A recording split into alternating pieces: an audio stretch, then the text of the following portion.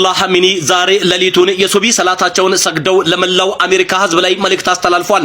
አያቶላህ ሐሚኒ ባወጡት መግለጫ መሰረት አሁንም ቢሆን ኢራን አሸንፋለች፣ ኢራንም ደግሞ እያሸነፈች ትቀጥላለች። በምንም አይነት ሁኔታም ለውጭ ሴረኞችና እንዲሁም ደግሞ ሪዮተኞች ላይ በሯን አትከፍትም፣ በሯን ዘግታለች። ተቃዋሚዎቻችንና እንዲሁም ደግሞ የተቆጡብን ወገኖቻችንና ዜጎቻችንን መልሰንና አርመን ወደ ቦታቸው መልሰናቸዋል። እያቀዘቀዝነው እንገኛለን። የአሜሪካም ሆነ የእስራኤል እብሪትና እንዲሁም ደግሞ የተንኮል ሴራዎች ሙሉ በሙሉ በኢራን ከሽፏል ሲሉ መግለጫ ሰጥተዋል። አያቶላህ ሐሚኒ እንደተናገሩት ከሆነም አሻንጉሊት መንግስት ለማቋቋም ይፈልጋሉ።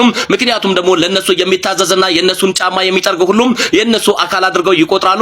ነገር ግን በዓለም አቀፋፍና በዓለም አደባባይ ላይ የተለያዩ ወንጀሎችና በሰው ዘር ላይ የማይፈጸሙ ወንጀሎችና ድርጊቶችን የፈጸመው ቤንጃሚን ኔታንያሁን ዝም ብሎም ኒኮላስ ማድሮን ምንም ነገር ያላደረገና ሀገሩንና እንዲሁም ደግሞ ህዝቡን ያበለጸገም እንዲሁም ደግሞ ለአሜሪካ አልንበረከክም በማለቱም ታፍኖ ተወስደዋል። የአሜሪካ ዲሞክራሲ ማለት ይሄን ነው። ወንጀለኞች ተባብራ ከወንጀለኞች ጋር አብራ እየሰራች ሌሎች ደግሞ ወንጀለኞች የማይሰሩት ደግሞ የኔን እንግዲህ ወንጀሎች አልደበቅሽም ወይም ደግሞ ከኔ ጋር አላበርሽም በሚል በሴራና በተንኮልና በዲሞክራሲ ስም ጠልፋ በመያዝና የተለያዩ ሀገራትን ዲሞክራሲ እያፈረሰች ትገኛለች። ይህም ደግሞ የኢራን ሴራና እንዲሁም ደግሞ የኢራን አንድ አካል እንዳይሆን እየሰራ እንገኛለን። ሙሉ በሙሉ የአሜሪካና የሪዮቷ እንግዲህ እስራኤል የተለያዩ የተንኮል ሴራዎች ማክሸፋችንን በግልጽ መናገር እንፈልጋለን ሲሉ ግልጽ አቋማቸውን አስታውቀዋል። እድሜ ለወገኖቻቸውና ለአጋሮቻችን ለቻይናና ለሩሲያ እንዲሁም ደግሞ ለሰሜን ኮሪያና ፓኪስታን በተባበረ ክንዳችንን የተለያዩ ተቃውሞችና እንዲሁም ደግሞ የውስጥ ችግሮቻችንን እንዴት መፍታት እንዳለብን ተማክረናል። በዚህም ጉዳይ ላይ ከተወሰደው እንግዲህ የነበረውን ተቃውሞ